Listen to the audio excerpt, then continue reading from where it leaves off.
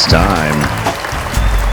From the Personal Liberty Digest studios, hopefully nowhere near the path of the UAR satellite.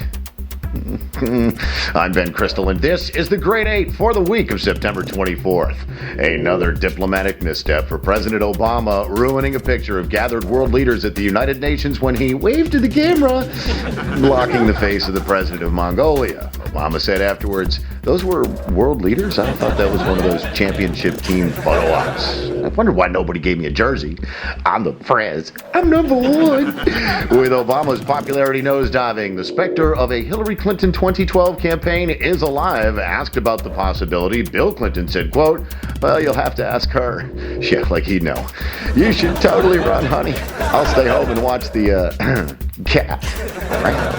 Ron Suskind's new expose of the Obama administration confidence men has raised eyebrows, including his quote of former White House communications director Renita Dunn, who described the Obama White House as, quote, "a genuinely hostile workplace for women," unquote.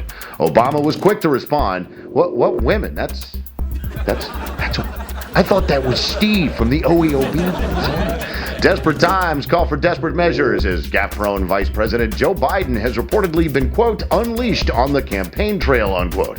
Wait, Biden got out?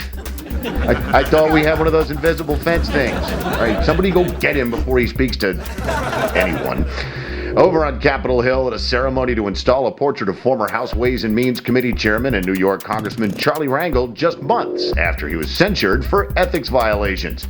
The portrait reportedly cost more than $60,000. They had to get a new one since his old one, you know.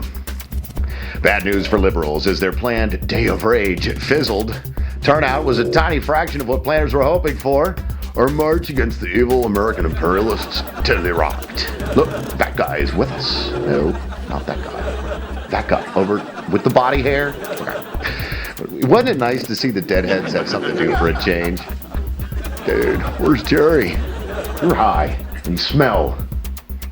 Iranian dictator Mahmoud delivered a typically bizarre speech at the UN this week, although it was delayed when the staff couldn't find a booster for him to stand on.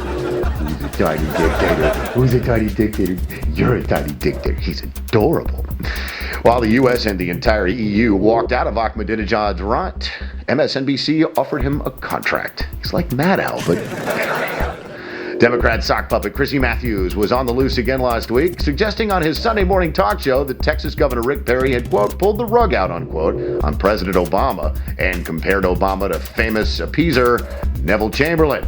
Although Perry made no such statements, most Americans said, Tingle-boy has a weekend show? Yeah, but only because NBC couldn't afford their first choice. Call now, and you get a second slap chop for free. And that's your Grade 8 for this week. Guineas for the Personal Liberty Digest. I'm Ben Crystal saying, go Big Blue, beat them Eagles.